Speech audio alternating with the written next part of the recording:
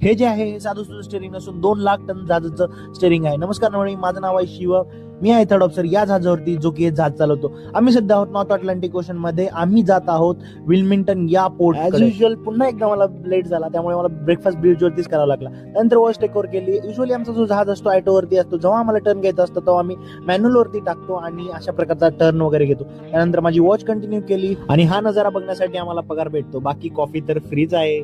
म्हणलं थोडंसं काम करावं. सो फायनली माझे रेकॉर्ड्स वगैरे भरले. 12 वाजले. 12 वाजता वॉच हँड ओव्हर केली सेकंड मिनिटला आणि खाली गेलो मी जेवण करण्यासाठी. सो आणि आज मी तुम्हाला सांगणार की आमच्या जहाजावरती या 2 बोट का एक्स्ट्रा आहेत.